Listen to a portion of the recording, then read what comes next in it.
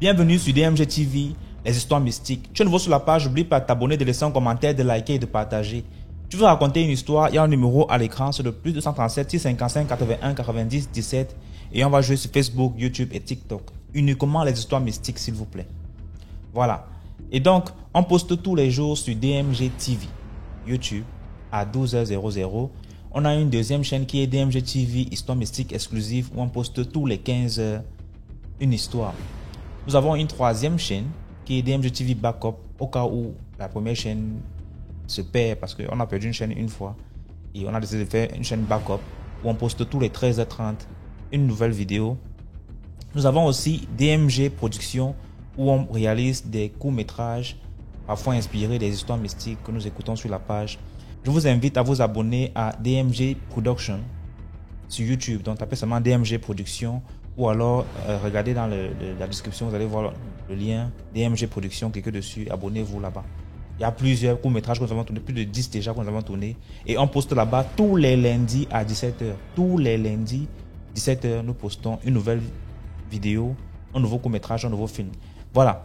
Donc, nous allons écouter les histoires d'aujourd'hui. S'il vous plaît, likez. Ce qu'on fait, c'est pour sensibiliser. Likez, ça ne coûte rien. Laissez un like.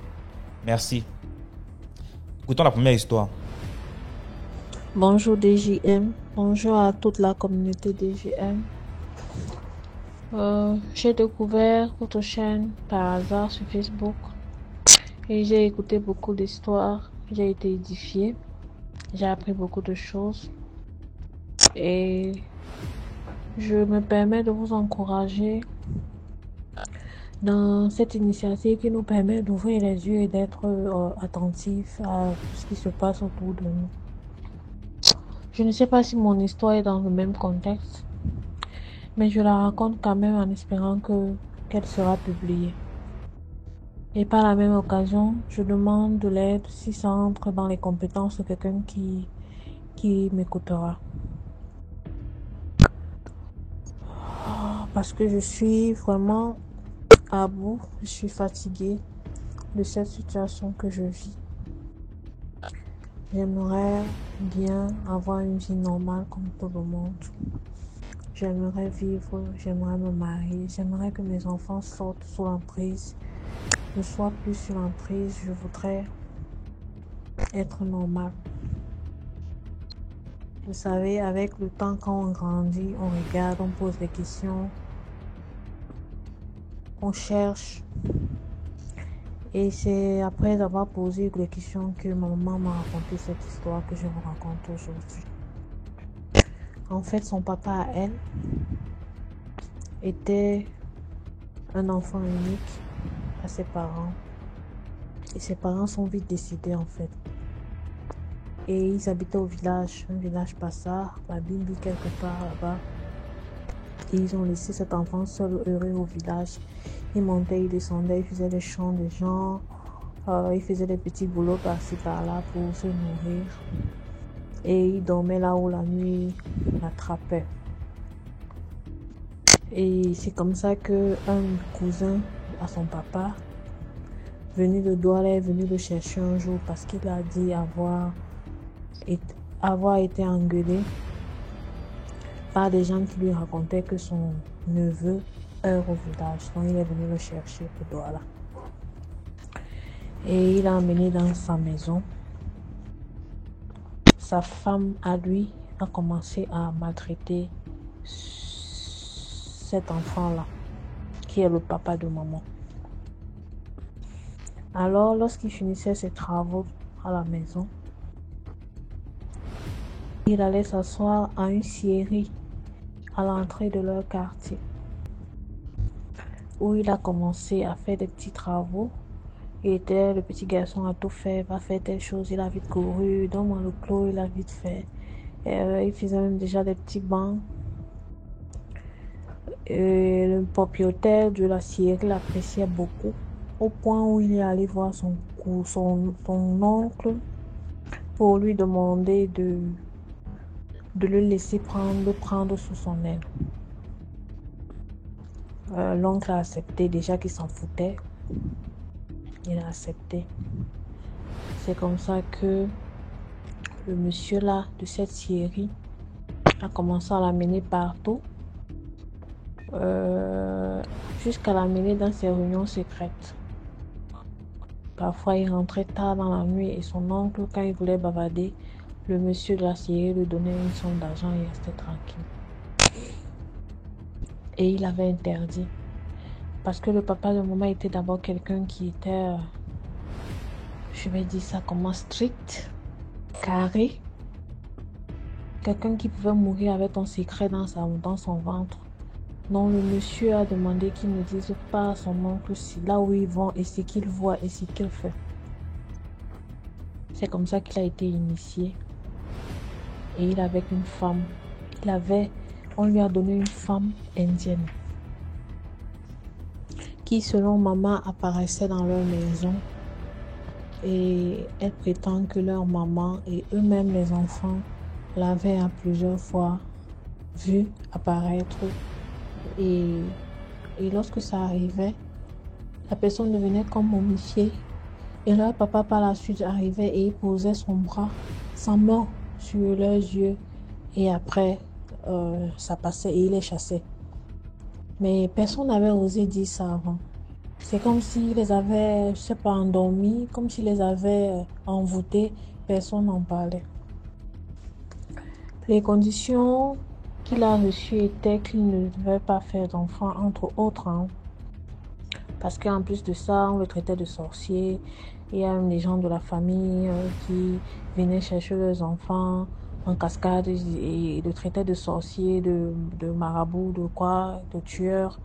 Donc, entre autres, il avait reçu la condition qu'il ne devait pas faire d'enfant.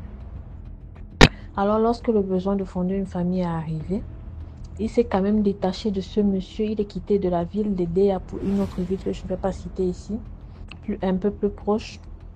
Il est allé dans la ville, là, il s'est trouvé une femme. Et la femme en question ne lui a jamais donné d'enfant. Mais comme il se disait qu'il était seul, il est né seul et qu'il voulait fonder une famille, chose qui lui avait été interdite, il les a jonglés. Je sais pas, c'est ce que maman nous a raconté, qu'il les a jonglés, il a fait le premier enfant. Quand il a fait le premier enfant, ils l'ont puni en le rendant infirme, mais il arrivait toujours à marcher. Et au fur et à mesure qu'il les désobéissait, il le rendait plus infirme, au point où il n'arrivait même plus à marcher, au point où il a dû démissionner de son boulot, parce qu'à la fin, il a eu un boulot qui lui permettait de nourrir sa famille, mais il n'arrivait plus à aller au boulot. Il a quand même réussi à avoir les 6 enfants. La femme indienne, elle continuait à arriver, il continuait à avoir sa chambre à part et tout. En plus de cela, maman nous a dit que eux, les enfants, c'était il leur a raconté que c'était des esprits errants. Donc quand il faisait ses voyages ancestraux et qu'il rencontrait une bonne âme, il capturait cette âme et il venait le mettre dans le ventre de son épouse. Et lors de ces voyages ancestraux, il provoquait des gens, il tuait les enfants des gens qu'il était un homme très puissant. En fait, quand il faisait ça et que les gens là voulaient le poursuivre, il arrivait chez lui et autour de sa maison à lui, il avait construit des murs tellement hauts qu'on n'arrivait pas à pénétrer pour toucher ses enfants pour les représailles. Et lui, il s'est permis de dire que comme ses enfants sont nés, personne n'ira en mariage. Personne ne sortira de sa maison. Il y a 2 quand même qui ont réussi à échapper à ça parce que l'un a grandi chez un prêtre, il ne s'entendait pas du tout. Et l'autre, il a été voyou très rapidement, il est sorti de la maison. Mais tout le reste, ma maman à moi, elle s'est mariée. Mais elle s'est mariée avec un homme. C'est maintenant quand maman me dit, elle me dit, c'est parce que papa a vu que cet homme n'allait pas durer sur terre qu'il a accepté ce mariage. Donc papa n'a pas duré sur la terre, il est décédé. Je tiens à préciser que la femme qu'il a finalement épousée, puisqu'il avait répudié l'autre, la femme qu'il a finalement épousée, dont la mère de maman, était l'incarnation de la naïveté. Elle était mais dompté à un niveau où c'était vraiment du ouf. Au point où ces enfants, je me rappelle, moi je suis une grande fille maintenant, mais je me rappelle quand j'étais un peu plus jeune enfant, ces enfants lui disaient, mais toi, bouge-toi. On sait qui est papa, mais toi, tu bouges pas, tu dis rien, tu fais rien. On te dit même que essaye de faire telle chose, elle a comme l'impression que quand elle essaye de faire quelque chose, lui, il sait avant. Lui, il sait avant. Et c'est comme ça. Et maman nous a raconté qu'une fois, ils l'ont amené dans un village passé là-bas. Il était malade. Et le monsieur qui les a reçus là-bas, qui faisait les traitements, qui les a reçus là-bas, a commencé à l'insulter. Que regarde comment tu fais souffrir cette dame. Regarde comment tu maltraites cette dame. Une belle femme comme ça. Regarde comment elle est. Tu as tout mangé sur elle. Regarde qu'un mauvais type comme toi, un sorcier, un bandit. Et le monsieur là, en faisant ça, il le scarifiait au corps, le sang sortait partout, il le blessait partout, il le blessait partout. Il a insulté bien. Après, il a dit, amenez-le, ramenez-le dans 3 jours. On dit que dans 3 jours, quand ils l'ont ramené, ils ont trouvé que le monsieur était mort la veille. Le monsieur est décédé la veille. Donc, plein de choses. Ce qui me fait mon problème, ce qui me dérange, c'est ça, ce pacte qu'il a fait qu'on ne se marie pas. C'est ça mon problème. J'en souffre aujourd'hui. J'en souffre. Il n'y a pas que ça. L'œuvre de ma main n'aboutit pas. J'ai acheté un petit terrain qui a eu des problèmes. Tout ce que j'essaye de faire n'aboutit pas. C'est ça ma situation. Alors, j'ai raconté cette histoire aujourd'hui pour que les gens comprennent. Sachez à qui vous donnez vos enfants. Sachez à qui vous donnez vos enfants. Parce que ce petit innocent est devenu ce monstre. Parce qu'il est allé chez un oncle je sais pas, qui n'avait pas vraiment le temps de lui.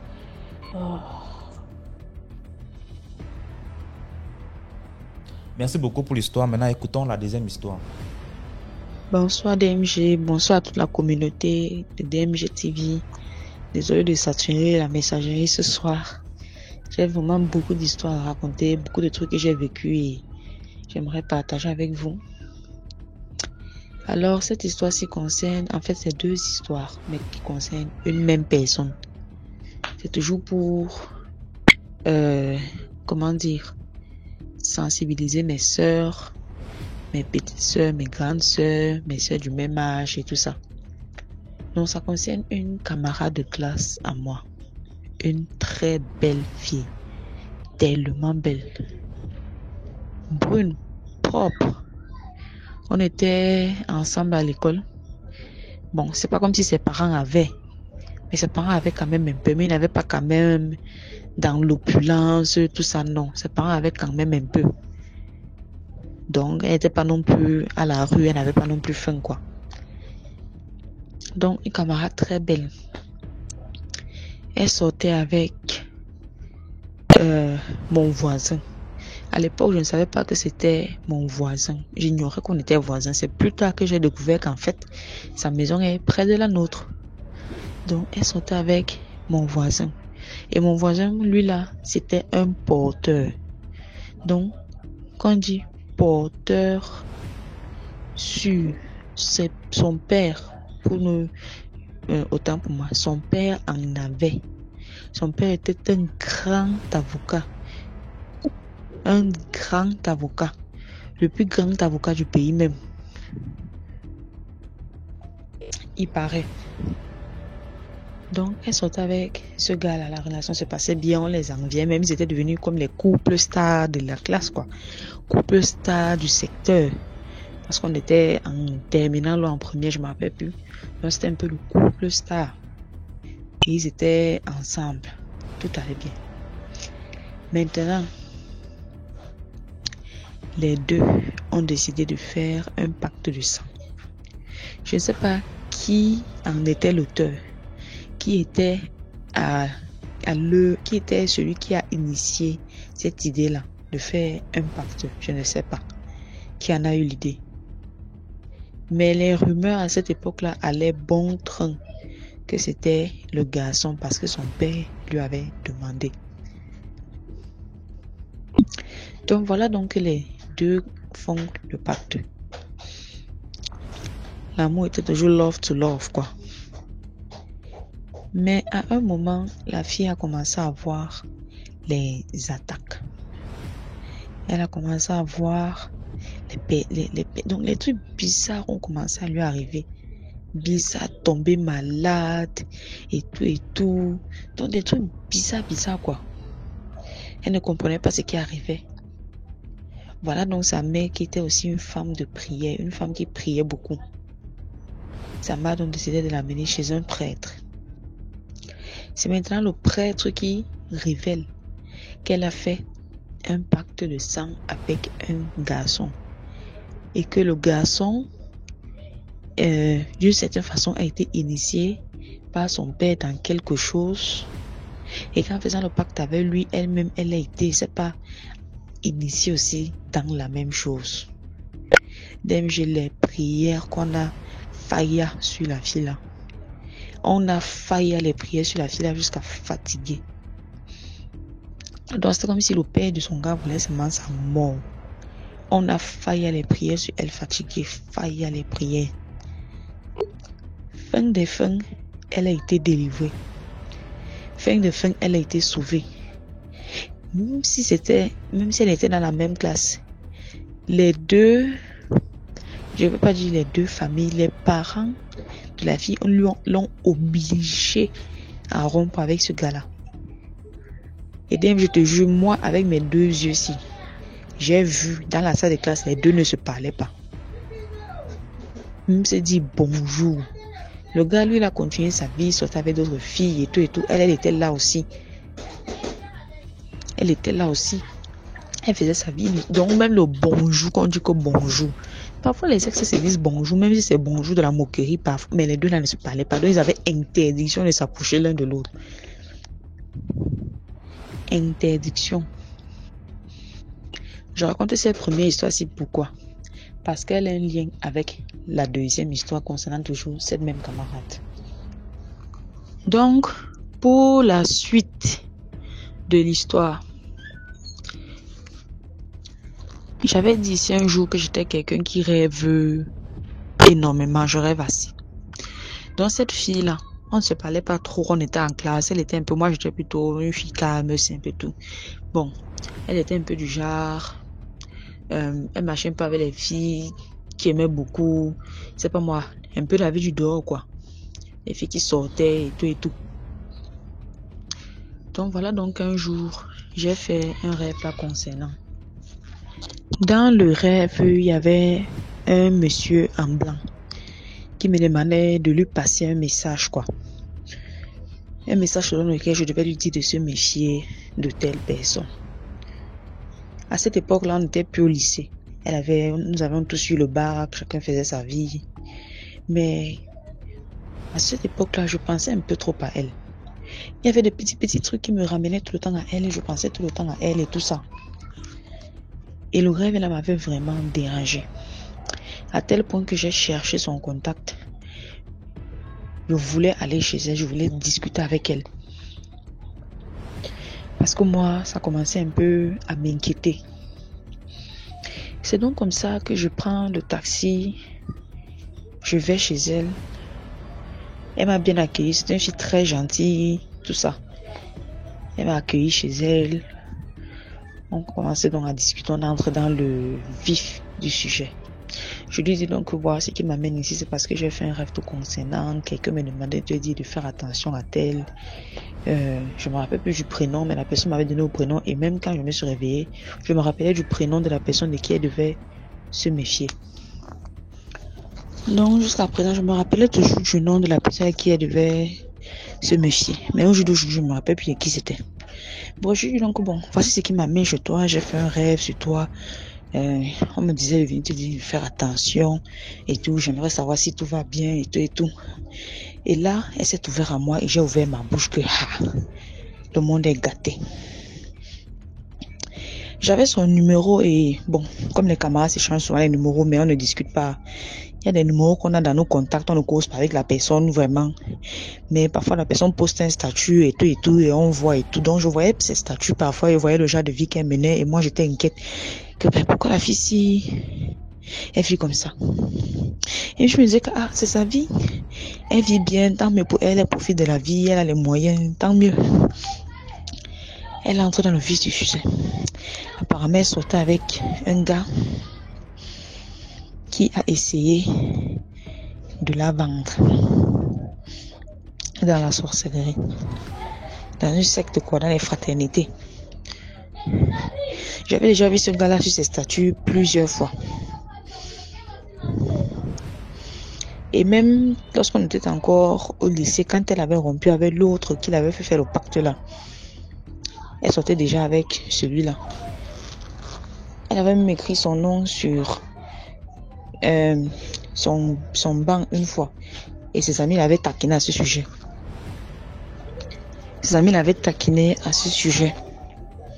Bon, revenons-en à l'après-bac. Donc, elle me disait qu'elle sortait avec un gars. Et le gars avait essayé de la vendre. Elle a commencé à me raconter. Apparemment, le gars, elle pensait qu'il travaillait, gagnait bien son argent et que sa famille avait aussi un peu et tout. Que c'était un homme d'affaires quoi. Qu'il avait un job, il gagnait bien sa vie. Alors que ce n'était rien de tout ça.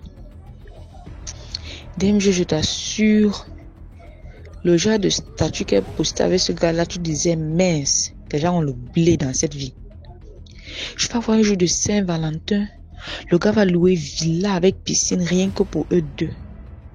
Décorer une belle table, décorer la chambre avec des roses, acheter un ensemble de sous-vêtements, mettre sur le lit, acheter un iPhone dernier cri, mettre sur le lit, avec des bijoux, des montres, mais celui tout ça cadeau de Saint-Valentin, s'il te plaît, dans une villa qu'il a louée pour eux. Je sais même c'était une villa qu'il a louée, mais c'était même sa propre maison quoi. Donc elle se filme, elle met un statut, je dirais que mince, son gars là en a. Hein. Elle se filme dans les restaurants avec lui et tout. Je dis waouh, c'est bien. Le ciel a souri à certains. Donc quand elle me raconte, elle me dit que le gars, tout allait bien et tout, qu'il était même déjà venu la doter, elle était même enceinte, que subitement, elle a perdu le bébé. Elle a perdu l'enfant qu'elle attendait. Les choses ont commencé à aller mal dans sa vie, quoi. Elle étudiait, elle était à l'université. Par on ne sait quelle magie, toutes ses notes ont disparu. Je dis bien toutes, il n'y en a pas une qui est restée. Je crois même que son nom aussi avait disparu, de sorte qu'il fallait même qu'elle reprenne cette année-là, qu'elle repaye certains trucs qu'elle avait déjà payés, qu'elle n'aurait même plus dû payer. Donc, c'était une affaire compliquée. Toutes ses notes avaient disparu.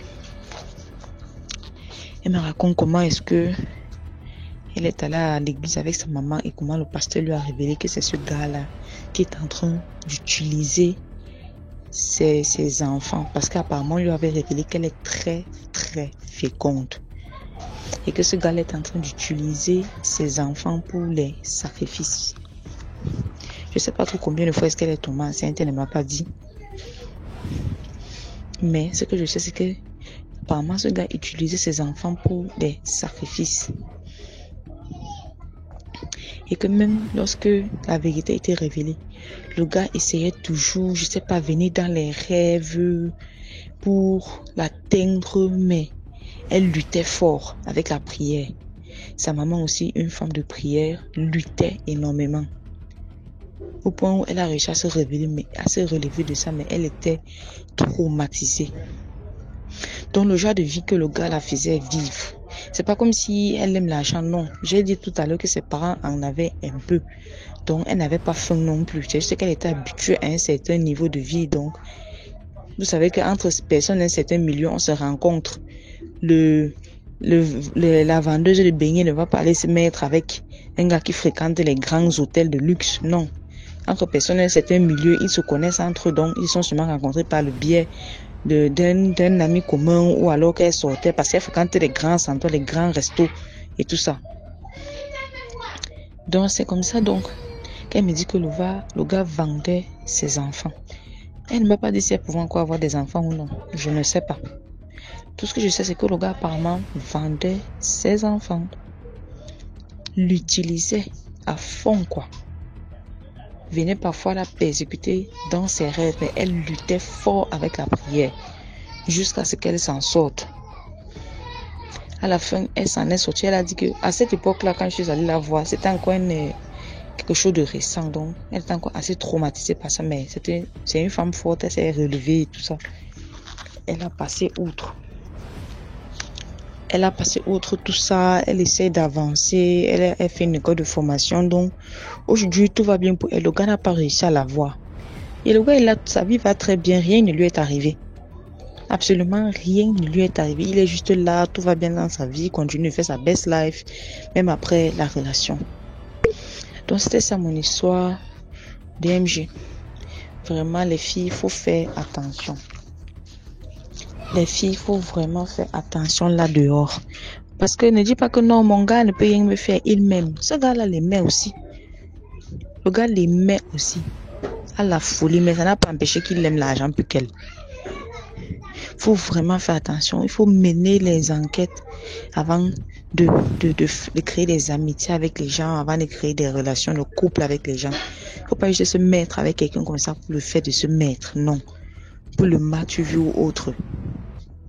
Nous devons vraiment être vigilants et je continue de parler de la prière. Vraiment être dans la prière. Si la maman de cette fille n'était pas dans la prière, c'est qu'elle est partie au jour d'aujourd'hui. Elle est partie complètement. Non seulement on devait prendre tous ses enfants, mais on devait la prendre aussi à la fin. Donc soyons vraiment vigilantes, les filles. Soyons vraiment vigilantes. Il y a des garçons qui ne veulent pas du bien aux enfants des gens. Pas seulement des garçons, je n'indexe pas les hommes, mais il y a également des filles, des femmes qui ne veulent pas du bien aux enfants des autres. Soyons vraiment vigilants. Le monde est mauvais. Le mysticisme a pris un autre niveau. Donc c'était ça pour ma petite histoire DMG. Merci de m'avoir écouté. Merci beaucoup pour l'histoire. Maintenant, écoutons la troisième histoire. Coucou DMG, coucou à toute la communauté de DMG TV. J'espère que nous allons tous bien. Partageons, likons, commentons. C'est très important. Abonnons-nous et sauvons des vies. Bref, l'histoire d'aujourd'hui concerne mon père. Mon père, j'ai parlé de mon père dans une histoire précédente. Il était gardien de nuit dans un quartier très très huppé de la capitale. Les habitants savent de quel quartier je parle. Ceux qui vivent au Cameroun savent de quel quartier est-ce que je parle. Alors après ces aventures dans le quartier de la capitale, mon père s'est reconverti. Il y avait eu trop d'émotions fortes de ce côté-là. Donc il s'est reconverti. Là, il a décidé de commencer à faire la cacao culture. Donc il cultivait le champ de cacao. Maintenant, l'histoire se déroule dans la brousse dans laquelle il vit, dans laquelle se trouvent ses plantations, autant pour moi. Donc c'est un ensemble de petites histoires, de petites anecdotes mystiques qui se sont déroulées dans la brousse dans laquelle il vit, quand il va pour surveiller ses champs. Alors, la première d'entre elles,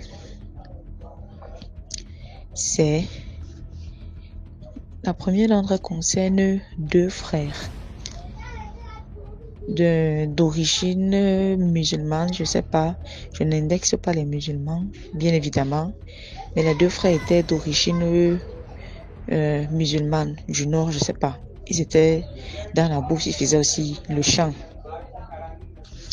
Alors, les deux frères, le mystère reste entier jusqu'à aujourd'hui. L'un des frères est décédé. On ne sait pas où est-ce qu'ils sont allés ensemble. On ne sait pas quel genre de pacte ils ont conclu, quel genre de marché est-ce qu'ils avaient conclu. Le frère décédé a commencé à hanter celui qui était encore en vie.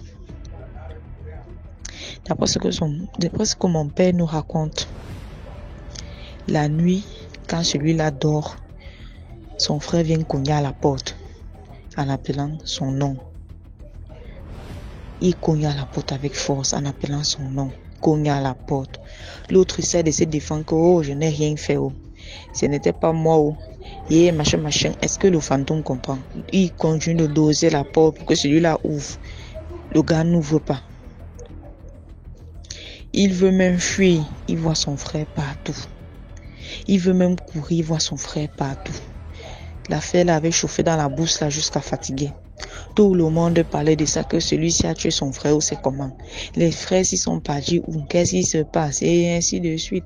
Chacun allait bon train avec ses théories. Mais vous savez que dans les trucs du mysticisme, il faut pas non plus trop s'y intéresser. Parce que sinon tu vas aller trouver ta part. Le mystère aujourd'hui reste entier.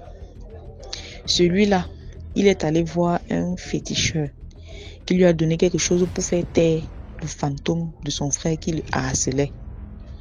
Et aujourd'hui, il vit sa best life, si on peut dire ça comme ça. Il vit tranquillement en bourse. Le fantôme de son frère ne peut plus l'atteindre, ne peut plus le déranger. Mais imaginez-vous, la nuit, vous dormez, votre frère décédé vient cogner à la porte. Donc ce n'était que lui qui voyait le frère en question. Ce n'était que lui qui pouvait l'entendre. Et les gens commençaient à dire qu'il sait ce qu'il a fait. Et entre eux, ils savent ce qu'ils ont fait. Ils savent ce qu'ils ont conclu. Ils savent. Ok. Donc c'était ça pour cette petite anecdote-là. La deuxième est, je tiens à rappeler que le frère reste toujours dans la bourse. Absolument rien ne lui est arrivé. Il est toujours dans la bourse là. Au calme, il vit. Donc c'est ça. La deuxième anecdote concerne toujours la bourse. Et le monsieur en question vit dans la bourse et mon père est en bourse. Ils sont tous là. Voilà donc mon père nous dit qu'il y a un homme en bourse. Je ne vais pas dire un papa parce qu'il n'est pas si âgé que ça. Un homme en bourse qu'à chaque fois que vous le prenez en photo, sa photo ne sort pas. Son image ne sort pas sur les photos. On est dépassé que comment ça, on le prend en photo, il ne sort pas sur la photo, ça veut dire quoi? Mon père nous dit que oui, celui-là, quand vous le prenez en photo, son image ne sort pas. Faites ce que vous voulez, son image ne va pas sortir. Je n'ai pas vu le monsieur avec les yeux. C'est mon père qui les connaît, tous ces gens-là. C'est lui qui les connaît parce qu'il se côtoie là-bas dans la bourse. C'est même pas un village, c'est la bourse. Chacun est là-bas, il a conçu sa petite case, il reste là-bas, il surveille son champ. Quand il n'a rien à faire dans son champ, il revient en ville, il reste avec sa famille, ses enfants et tout ça. Donc c'est même pas un village, c'est une brousse carrément, la forêt vierge quoi. Donc c'est ça. Il reste là, il dit, celui-là, quand on le prend en photo, sa photo ne sort pas. Même ma mère qui va souvent rendre visite à mon père en bourse connaît ce monsieur-là. Sa photo ne sort jamais. Quand son image ne sort jamais sur les photos, filme avec le téléphone ou filme avec quoi, son image ne sort pas. Quand il raconte comme ça, je les regarde. Je dis que qui? Comment ça, son image ne sort pas? Et vous êtes en bourse là-bas avec lui? Mais répondez que oui. On est là-bas avec lui.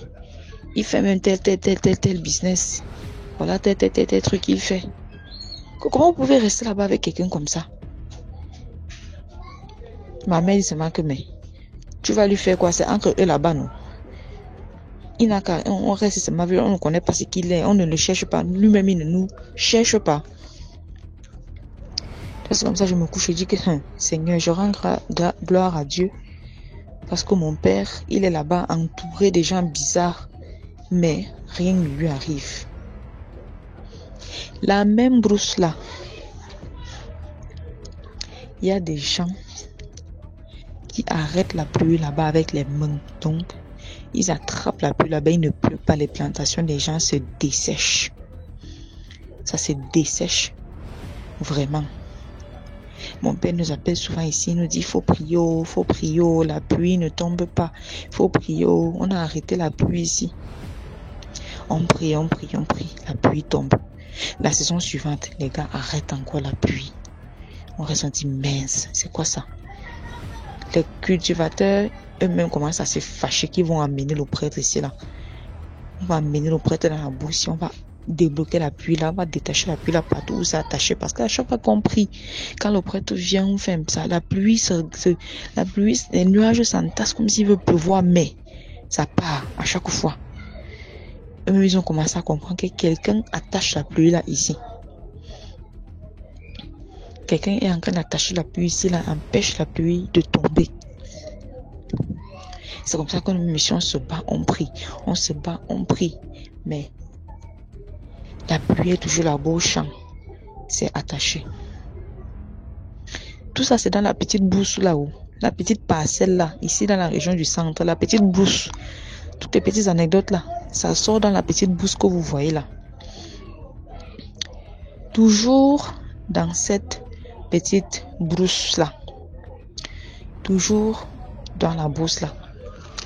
Il y a des mamans qui restent là-bas pour attacher, pour donner le ntobassi aux enfants des gens, aux petits garçons, pour que les garçons restent habiter avec elles là-bas comme mari et femme. Les mamans, les vieilles mamans. Donc, tu es là, tu as ton fils, il vient guetter ton champ de temps en temps, il vient guetter son héritage, quoi. Le champ qu'il va prendre après toi. Les mamans sont là pour calculer comment elles vont prendre l'enfant. Même les employés que vous faites venir là-bas pour travailler pour le champ, elles restent détourner l'employé. Elles restent détourner l'employé. Pour que l'employé reste vivre avec elle là-bas comme mari et femme. Tu restes, tu te dis que mais ça c'est même quoi ça? Comment les vieilles mamans comme ça là peuvent faire ça aux petits garçons comme ça? Et les petits garçons sont là, eux-mêmes ils ne sont conscients de rien. Ils ne sont conscients de rien. Ils vont seulement commencer à habiter avec la mère, à dormir avec les mamans là. Tu vas les faire comment? Ce n'est pas ton problème, tu ne peux pas te mêler. C'est qu'on ne sait pas quel remède ils utilisent pour prendre les petits garçons là. Donc toutes ces petites anecdotes là, ça sort dans cette brousse. La petite brousse, une petite brousse comme ça là même. Donc DMG. Toutes les petites anecdotes que je viens de te raconter là, ça sort dans la petite brousse là où mon père fait son champ là. C'est pour sensibiliser les gens qu'il y a des endroits qui sont, comment on dit, à forte densité mystique. Il y a des endroits qui sont à forte densité mystique. Tu vas dans un seul endroit, c'est là qu'il y a les sorciers, c'est là qu'il y a la secte, c'est là qu'il y a ceci, c'est là qu'il y a cela. Il y a des endroits à forte densité mystique. Donc quand vous arrivez quelque part, faites en sorte de prier. Soyez la personne qui va faire peur à tous ces gens-là. Que ce ne soit pas à vous qu'on vienne faire peur. Je veux dire que mon père a déjà expérimenté tout et son contraire dans cette brousse-là. Les scorpions qui sont venus dans sa chambre, le bœuf qui vient manger, ses cultures, un peu comme si on les envoyait. Quelqu'un l'a même déjà accusé là-bas d'avoir le serpent qui vomit le cacao. Pourquoi est-ce qu'on va lui dire ce genre de choses? Ça veut dire que eux là-bas, ils savent ce qu'ils font pour que leurs choses prospèrent. Donc il y a des endroits comme ça qui sont à forte densité mystique. Il y a trop de personnes qui sont spirituellement impliquées dans des trucs négatifs. Il y a des endroits comme ça. La petite bourse là recèle des secrets pas possibles. La petite bourse là recèle des secrets pas possibles. Tout se passe là-bas dedans. Et je rends vraiment grâce à Dieu que mon père est protégé. Si vous faites des champs, pour ceux qui ont les terrains et tout ça, même dans les villages là, il faut vraiment faire attention. Chacun a sa recette du succès là-bas. Chacun a sa recette du succès et chacun ne veut pas que son voisin réussisse. Soyons vraiment dans la prière. Merci. Merci beaucoup pour l'histoire. Maintenant, écoutons la 4e histoire. Bonjour DMG, bonjour à tous. Bonjour à toute la communauté DMG. Voilà, je reviens encore aujourd'hui avec une autre histoire qui s'est passée en 2023, ici à Brazzaville, précisément au Congo. Voilà. C'est l'histoire qui s'est passée avec le grand frère de mon papa. Il a fait de moi son ami, son vrai ami. C'était un capitaine de la douane au Congo-Brazzaville ici. Voilà. Il a fait de moi un ami. J'étais vraiment son proche, hein, j'étais vraiment son ami, quoi. J'étais vraiment son ami. Il me donnait tout ce que je voulais. Il me donnait des sommes de 100 000, 200 000. Il m'achetait des bons téléphones, des vêtements, des baskets, tout ce que je voulais, quoi. Mais, à son fils, il donnait rien. Comme il avait des enfants, une fille et un garçon. À son fils, il donnait carrément rien. Et à moi, il donnait beaucoup de choses. S'il me donne 10 000, il doit donner 2 000 à son fils. Son propre fils. Et moi, je sais que le fils de son petit frère. C'est-à-dire, il avait beaucoup plus confiance en moi. Il me donnait tout ce que je voulais, vraiment. Vraiment tout ce que je voulais. Je suis allé à Pointe-Noire beaucoup de fois. Il m'a fait des passeports. Je suis monté pour la première fois. On a dans l'avion, c'est à cause de lui. J'ai fait des allers-retours Brazzaville-Pointe-Noire dans l'avion plusieurs fois. J'ai quitté le Congo, je suis allé à Bangui en Centrafrique avec lui. Tu vois. Donc j'étais vraiment son meilleur ami. Bon, je sais pas ce qu'il avait dans la tête, bon. C'était mon papa quand même. Donc j'étais vraiment confié, j'étais vraiment très content de ce qu'il faisait pour moi. À chaque fois, si rien n'allait pour moi, je l'appelais toujours. Je partais chez lui, il me donnait tout ce que je voulais. Il me donnait aussi des conseils, tu vois. Tout ce que je voulais vraiment. Et donc, une fois, on est parti, il nous a appelé chez lui à la maison. J'étais avec mes frères, de nos autres papas, avec les petites sœurs aussi. On était plus de 7 à 8 comme ça. Il nous a donné des conseils, voilà. C'est comme si une personne qui nous parle, c'est comme si c'était son dernier jour, quoi. Maintenant, quand on était dans la maison, il y avait la clim, mais il était là toujours en train de transpirer. Il était là en train de transpirer, à transpirer. On ne comprenait rien de ce qui se passait. Mais papa, pourquoi tu transpires comme ça? Il dit, ah, je suis comme ça. Maintenant, son fils a dit, non, papa, tu es malade. Il faut appeler un médecin. Il dit, non, je vais appeler un médecin. En partant, il nous a donné les 10 000. Maintenant, ce jour-là, je suis parti à la maison. Lui, il restait avec notre petit soeur qui habitait avec lui là-bas. Sa femme n'était pas là. Et son autre fille était à Pointe-Noire. Maintenant, il faisait 3 heures. La petite soeur m'appelle. Ah, hier vraiment, je veux papa en train de partir, se soulager la douche, mais la manière de en train de partir là, vraiment, c'est pas vraiment ça. Le vieux ne se sent pas bien. Moi, j'ai dit, ok. Donc, j'attends 6 heures pour que je rappelle de là-bas. À 4 heures, ou 4 heures, on allait voir 5 heures comme ça, ma tante qui m'appelle. Il faut partir chez ton papa là-bas parce que là-bas, ça ne va pas, tout. Moi, j'ai dit, ok, il n'y a pas de problème, je vais partir. Il fait 5 heures là, je me suis lavé, prends le taxi, je suis descendu à son quartier à Wenzel là-bas. Maintenant, en arrivant comme ça, je le trouve allongé par terre, dans les carreaux, quoi, dans son salon. Au carreau, il était allongé là. Moi, je dis, mais papa, voilà, il dit, laisse-moi, fais-moi chez moi, mets-moi chez moi. Soulève-moi, je vais m'asseoir sur le fauteuil. Je dis, mais papa, qu'est-ce qui se passe? Il dit, appelle, bon, j'appelle sur son amant, quoi. que je vais éteindre le nom. J'ai appelé sa maman. Et pouf, on est parti à... On est monté dans les taxis. On montait dans les taxis comme ça. Il m'a dit, tiens-moi les 100 000 là. Il m'a donné l'argent. Il dit, me donne ça à personne, tiens-moi ça. J'ai mis l'argent dans la poche, j'ai tenu ce téléphone, on est monté dans les taxis. Parce que moi, je ne sais pas conduire. Il n'y a pas de chauffeur là. Donc, on est monté dans les taxis. On est parti à une clinique dans un quartier à Brazzaville. Le quartier s'appelle le Plateau de 15 ans. On est parti à cette clinique-là.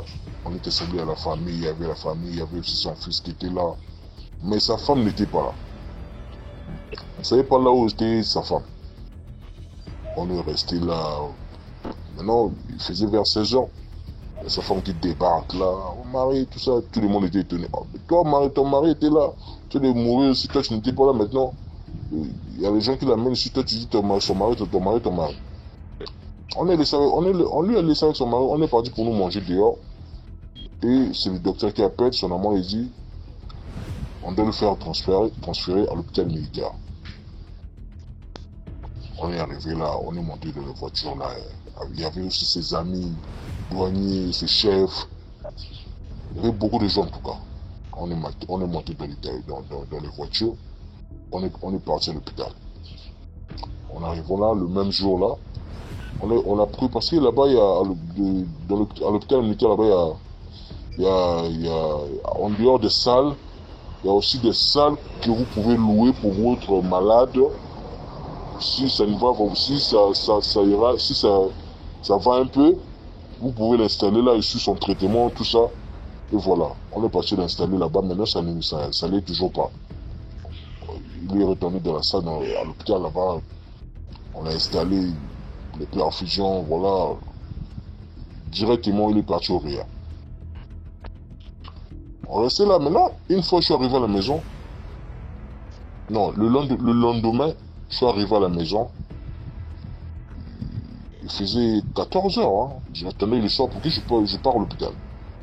Maintenant, mon papa, qui m'a mis au monde, mon père biologique au fait. Quand tu sors, quand tu reviens, c'est lui-même qui conduit. Hein. Mais là, je vois qu'il y a quelqu'un d'autre qui conduit. Bon, mon papa, le pied droit et sa main droite était vraiment... C'est-à-dire, c'est comme si quelqu'un a fait l'AVC quoi. Il pouvait pas marcher, on est soulevé et tout ça. Moi, tellement j'ai vu ça, j'ai dit, ça c'est pas bon. On l'a installé au salon là. Moi j'ai dit, attends, je vais appeler quelqu'un. J'ai dit au chauffeur, attends, j'appelle quelqu'un. J'ai appelé une maman nous, qui prie beaucoup. C'est un ami de mon père, il prie beaucoup. C'est comme une prophétesse quoi. C'est aussi une voyante. Et après le taxi est arrivé là. Il y a la prière qui a commencé, il y a sa femme qui dit, au lieu de m'appeler d'abord, moi, toi tu appelles les autres, tu appelles les gens. Au lieu de m'appeler d'abord, moi j'appelle les gens. Moi j'ai dit, oh, mais toi tu vois pas l'état de ton mari là. Maintenant si j'avais pas appelé la personne là maintenant, comment il devait faire. Donc toi tu vas venir, si je t'avais appelé, tu allais venir faire quoi? Pendant que moi, l'état que moi je le vois là, ça c'est spirituellement, ça c'est pas normal. C'est pas vraiment normal. J'ai vu mon papa comme ça m'a fait vraiment pas bien quoi. Automatiquement j'ai sorti. Je suis parti chez un voyant là. Je suis pris la moto, je suis parti. Il m'a dit, la voyante là me dit, voilà, il y a deux trous ici. Il y a un circuit, mais il y a deux trous. Soit ton papa, soit le vieux qui est à l'hôpital. Moi j'ai dit, mais qu'est-ce qui se passe? Comment ça? Il dit, mais la priorité d'abord c'est ton papa. Toi, tu es dans la liste. Il y a aussi ta tante qui est dans la liste. Donc si on prend pas ton père, c'est toi qu'on doit prendre. Si on te prend pas, c'est ta tante qui va partir. Donc vous êtes à 3. Je suis arrivé à la maison là, il y avait la prière là à la maison, on a allongé au carreau là, on a mis les bougies partout, il y avait la prière, c'est comme si c'était la délivrance. La délivrance grave. La délivrance grave. Maintenant, quand on a fini la délivrance, les jours se passaient. Mon père faisait que maigrir. Mon père faisait que maigrir. il a maigri, donc il est devenu très très petit même. Il a maigri, vous savez, quand une personne maigrit quoi, il a maigri, c'était vraiment grave. Maintenant, la maman qui a fait la divorce un peu, elle dit, n'essaye plus de partir à l'hôpital. Parce que si tu essaies de partir à l'hôpital, soit c'est toi, soit c'est ton fils, ou soit c'est ta soeur qui partira. Entre vous trois, il y a une personne qui va partir. N'essaie plus de partir à l'hôpital. Maintenant, au lieu que mon père me dise ce que la maman lui a dit, il a gardé ça pour lui-même. Donc, une fois, parce qu'à l'hôpital là-bas on faisait les tours de dormir, nous les enfants qui étaient un peu plus âgés quoi. On faisait les tours d'aller dormir à l'hôpital, parce que le matin souvent quand on le nettoyait, il faudrait qu'il y ait un homme qui soit là pour tenir, faire le balancer, voilà, vu qu'il était avec sa femme. Voilà, la journée, le soir là, c'était mon tour d'aller dormir, je suis passé dormir à l'hôpital. Et il faisait 5 heures. Voilà, on est rentré dans la chambre, on est là en train de... Ma tante était dehors, on était là en train de le nettoyer, tout ça. Maintenant, il y a une chose qui s'est passée, que moi-même je n'arrive pas à comprendre ça jusqu'à aujourd'hui. La chose qui s'est passée là, je n'ai toujours pas compris ça jusqu'à aujourd'hui. On était en train de le nettoyer là, moi je tenais ses cuisses, je tenais comment, je lui mettais les potions, voilà. Et subitement, je me suis, c'est-à-dire, ma conscience est arrivée, j'étais en train de courir dans tout l'hôpital, tout mouillé, donc, je ne sais pas ce qui s'est passé. C'est comme si j'étais devenu folle, quoi.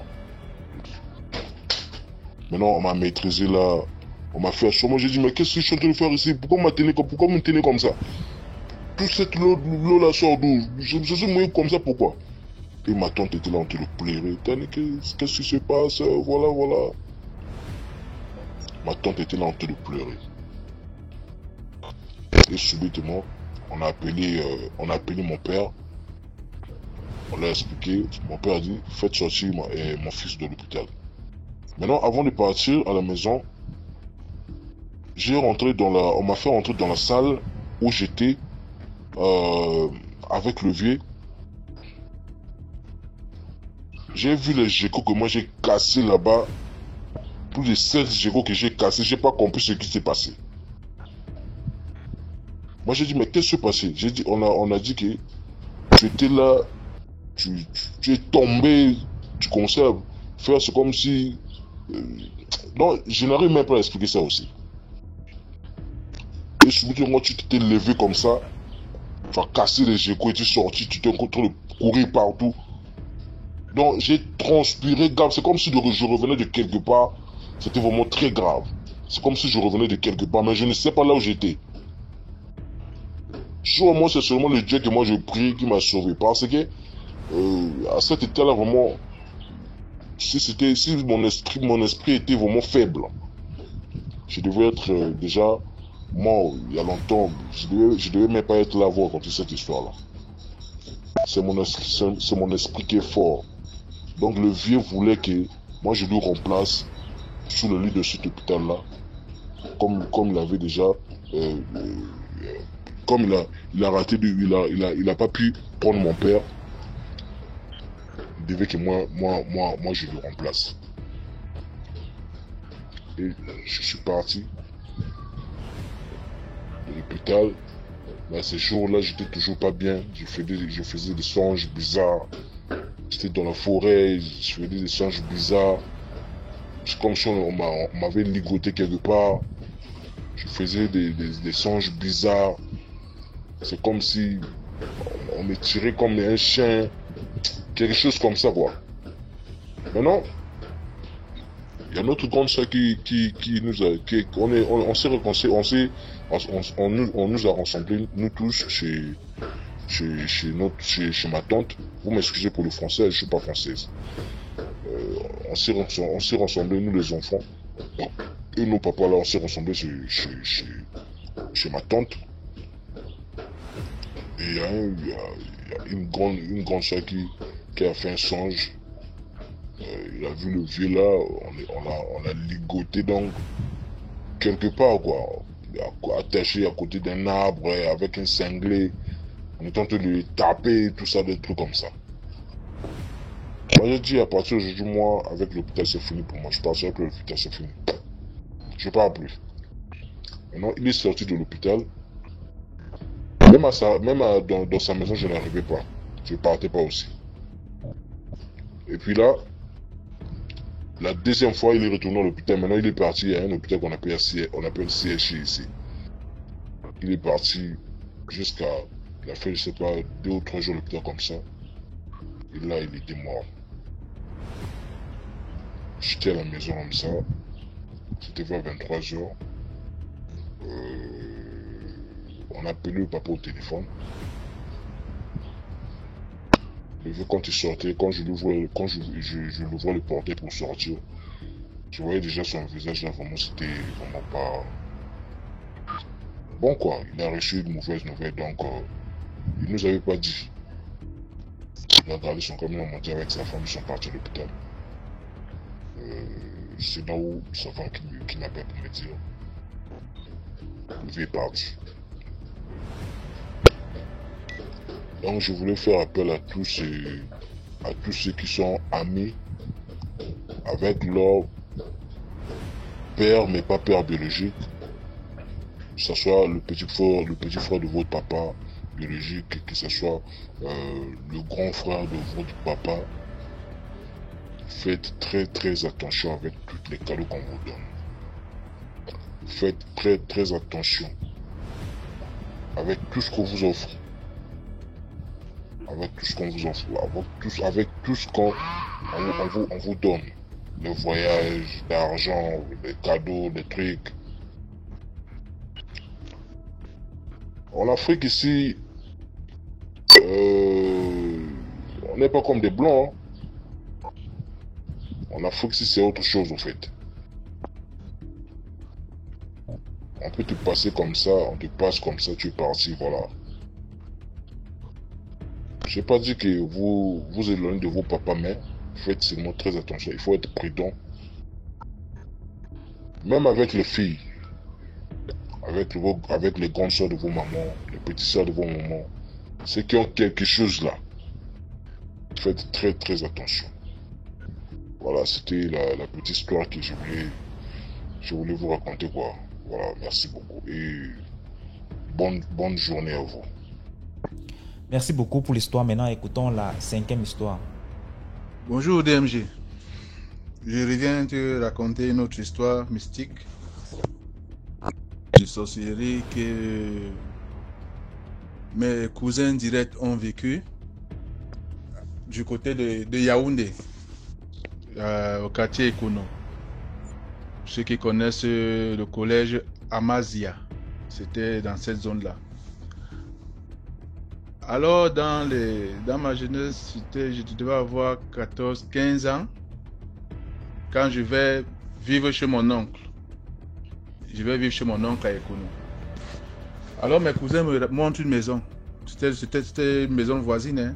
Ils me montrent une maison. Ils me disent que tu vois la maison là. Je dis oui. Ils me disent qu'il y a très peu de temps, vivait un groupe des étrangers. C'était les Zeboka. Sauf que je ne me rappelle plus si les Zeboka étaient des Gabonais ou des Congolais. L'un ou l'autre. Ceux qui savent vont dire qui sont les Zeboka. Moi, je me rappelle seulement du nom Eboka. Et je sais que c'était les étrangers. Ils vivaient là. Et les enfants disparaissaient beaucoup dans le quartier. Il y avait trop de disparitions. Un jour, il y a un enfant et ils avaient dans leur concession des cannes. Il y avait beaucoup de cannes à sucre. Il y a un petit enfant qui passait une fois, il regardait beaucoup les cannes. Alors, une femme l'appelle, une femme qui vivait dans cette maison l'appelle. Viens, tu veux la canne? Viens. L'enfant va, elle coupe la canne, elle le fait asseoir. sus, hein. Mais quand l'enfant est entré, il y a un adulte qui a vu l'enfant entrer dans la maison. Et l'enfant qui a vu entrer. Après, l'enfant a disparu. On n'a plus revu l'enfant. On n'a plus revu l'enfant de toute la journée. Jusqu'au lendemain, on a fait lancer des avis de recherche. C'est là où la dame vient voir les parents de l'enfant et dit que j'ai vu votre enfant entrer dans cette maison-ci. J'ai vu votre enfant entrer dans cette maison-ci et on lui a donné la canne. Il dit ok. Les parents sont allés porter plainte, sont allés au commissariat directement. Quand ils sont allés porter plainte, la police est venue, la police a débarqué dans cette maison. Par surprise, on a trouvé, il y avait une grande marmite. Il y avait une très grande marmite, mais on a ouvert la marmite. Même pour ouvrir, c'était pas facile, hein, parce que la marmite ne s'ouvrait pas. Il paraît qu'on a appelé un marabout, un praticien, un truc comme ça, qui est venu, il a fait des incantations et il a ouvert. Quand il ouvre la marmite, on voit, dès qu'on tourne la marmite avec une grande louche comme ça, on voit les parties du corps humain, on voit la main de quelqu'un, on voit la tête de quelqu'un. Donc, ces gens mangeaient de la chair humaine. On a compris que les enfants qui disparaissaient tout le temps, ce sont eux qui les mangeaient. Et la chef était infime. Elle s'est mise à courir. La police derrière elle. À l'époque, c'était la brousse. Il y avait pas. Aujourd'hui, il y a des maisons. Il y a des maisons partout là-bas. Mais à l'époque, c'était la brousse. La police est derrière elle. On court. Avec le marabout aussi, hein, le marabout derrière elle. Elle se dirige dans la brousse. Elle courait comme si elle n'était pas infime. Plus qu'une personne qui a les pieds normaux. Alors, elle allait. Il y avait un grand baobab dans la brousse. Elle allait. En un temps de corps, elle s'est retrouvée au-dessus du baobab. On ne sait même pas comment elle a grimpé ça. En journée, hein, je parle des trucs de la journée, pas la nuit. Hein. En journée, elle a grimpé rapidement. Alors la police est venue se mettre autour du baobab. On a dit qu'on va. On a commencé à essayer de couper le baobab pour la faire descendre. On prend la hache. La rage bondit, rien, ça ne blesse même pas l'écorce. On prend la scie, rien. Le marabout est venu, il a fait ses incantations, il a fait ces trucs-là, il sort ses feuilles, il fait des trucs. Maintenant, il dit que couper. Quand on coupe, les gens commencent à crier dans le baobab, les voix, les pleurs. Le sang sort du baobab. Le sang coulait. Quand on coupait le baobab, le sang coulait. Les gens criaient. Beaucoup de gens criaient. On a abattu le baobab. On a pris cette dame. On l'a pris et ils l'ont amenée. Donc c'est l'histoire vécue par mes cousins que j'ai failli vivre si j'étais allé là-bas peut-être 1 an ou 2 ans plus tôt, que je suis venu vous raconter. J'aime bien vos émissions, ça fait en sorte qu'on se rappelle et on écoute des histoires mystiques intéressantes. Bonne journée. Merci beaucoup pour l'histoire. Maintenant, écoutons la 6e histoire. YouTube, il y a DMG Productions. Là, on poste tous les lundis, on poste un film. Tous les lundis, il y a un nouveau film à 17h00. Le film, c'est les histoires qu'on réalise aussi. Tous les lundis. La chaîne, c'est DMG Productions. Bonjour DMG, bonjour à toute la communauté DMG, j'espère que vous allez tous bien. Partagez, likez, commentez, abonnez-vous, ça sauve vraiment des vies. Alors DMG, après ma première histoire et après avoir suivi toutes les histoires sur votre page, je me suis rendu compte qu'il y avait une série de petits événements qui s'étaient déroulés dans ma vie. Certes, ils ne m'affectaient pas directement, mais après avoir été sur votre page plusieurs fois, avoir suivi les différents témoins, je me suis rendu compte que ces événements-là n'étaient pas anodins. Alors j'ai décidé de les raconter ici, de partager avec quelqu'un ici. Alors aujourd'hui, je vous raconte l'histoire de mon père. Il est déjà âgé aujourd'hui, bon, pas si âgé que ça. Mais mon père est quelqu'un qui a vécu énormément de choses. Je vais raconter quelques-unes de ses expériences. Alors, celle-ci se déroule dans un quartier huppé de la ville de Yaoundé. Les habitants de Yaoundé connaissent. Un quartier vraiment huppé. C'est-à-dire les quartiers où ce ne sont pas les pauvres qui traînent là-bas. Donc, ça se déroule en 2007, 2008, bref, avant les années 2010. J'étais encore à l'école primaire, tous mes frères et sœurs, nous étions encore à l'école primaire. Mon père travaillait comme gardien dans une société dans ce quartier-là. Des gardiens de nuit comme la DAC, Security, ou alors et ces autres compagnies-là, en fait. Donc, il travaillait comme gardien de nuit. Et entre collègues gardiens, vous savez qu'ils aiment souvent bien s'asseoir devant le portail des patrons, taper des commentaires et tout ça et tout ça. Il nous a alors raconté ceci un jour. Il nous dit qu'un jour, un de ses collègues qui travaille dans une autre maison est venu vers lui pour lui dire quelque chose. Apparemment, ce collègue-là avait un patron très bizarre. Ce collègue raconte à mon papa comment parfois, le soir, des tas de voitures venaient se garer à la maison. Des tas de voitures venaient se garer à la maison pour des réunions la nuit. En plein milieu de la nuit. C'est ce qu'il raconte à mon papa. Qu'il y avait des nuits où il y avait tellement de voitures qui venaient se garer là-bas. Et tous ces gens-là entraient dans la maison de son patron. Parce que c'était la réunion. C'est ce qu'on lui avait dit. Un jour alors, les mêmes gens sont revenus. Ils sont venus se garer façon Billionaire Club. Garer les voitures bien. Entrer dans la maison pour leur soi-disant réunion. Le gardien alors, comme il était curieux, il voulait savoir ce qu'il en était réellement. Il a décidé donc d'aller guetter pour voir ce qui se passait réellement dans cette maison-là.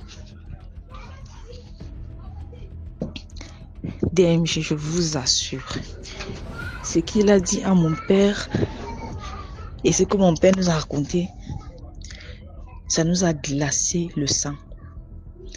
Le gardien a escaladé et a guetté par les fenêtres où c'était les voies d'aération, je ne sais pas trop. Le voisin, autant pour moi, le gardien a grimpé et a guetté par un trou à la fenêtre ou les voies d'aération. Je ne sais pas par où il a vu ce qu'il a vu. Mais le gardien raconte à mon papa que dans cette réunion-là, son patron à lui a pris un nouveau-né, a soulevé le nouveau-né en l'air. Il lui a arraché la tête comme ça, arraché la tête comme si on arrachait la tête d'une poupée. Il a arraché la tête d'un bébé nouveau-né. Comme si il arrachait, je sais pas moi, la tête, la racine du manioc. Comme s'il arrachait la tisane du sol, arrachait la tête du nouveau-né. Le sang a giclé dans tout le salon, giclé, GMG. Et c'est comme ça que tous les gens de la réunion soulevaient les gobelets. Chacun voulait attraper un peu le sang. Chacun mettait le gobelet pour que le sang tombe dans son verre. Chacun soulevait le gobelet pour que le sang tombe. Comme si c'était le champagne DMG. Immédiatement, dès que le gardien a vu comme ça, il a paniqué. Il a eu peur. C'est comme ça qu'il a couru pour sauver sa vie. Mais DMG, les gars, les messieurs là l'ont cherché. Ils ont cherché mystiquement, cherché physiquement, mais ils n'ont pas pu le retrouver. Parce que le gardien était allé entrer dans une église. Et il avait tout raconté. Et c'est là-bas qu'il a reçu la protection, n'a pas pu l'atteindre. Ils ont cherché à l'atteindre par tous les moyens, mais il allait entrer dans une église et il n'a pas pu. Ils n'ont pas pu mettre la main sur lui. Et ils ont abandonné, ils ont fini par le laisser. C'est mon père lui-même qui nous raconte ça. De son expérience dans ce quartier-là. Mon père encore nous a raconté une autre histoire, mais avant d'en revenir à celle-là, pour celle-ci, la précédente que je viens de raconter, vraiment la morale de l'histoire, ne soyez pas trop curieux. Ne soyons pas trop curieux. Il y a ce qu'on appelle un sixième sens. Lorsqu'on est quelque part, notre sixième sens va toujours nous dire que quelque chose ne va pas. On n'a pas besoin de savoir c'est quoi qui ne va pas ici. Nous n'avons pas besoin de le savoir. Dès que quelque chose ne va pas, on n'a qu'à s'en aller. Nous n'avons pas besoin de savoir ce qui ne va pas dans cet endroit-ci. Nous n'avons pas besoin de le savoir. Ne soyons pas trop curieux. Si nous sommes avec une personne, si nous sommes quelque part et on ne se sent pas à l'aise, le mieux pour nous est de partir. Ce n'est pas de creuser pour savoir pourquoi est-ce que je ne me sens pas à l'aise avec telle personne ou quand je suis à tel endroit. Non. Le mieux pour nous est de partir. Excusez-moi. Bon, pour la petite anecdote que mon père nous a également racontée sur ce quartier UP, il nous a dit qu'un jour également, un jour de travail, il a vu un cortège de voitures passer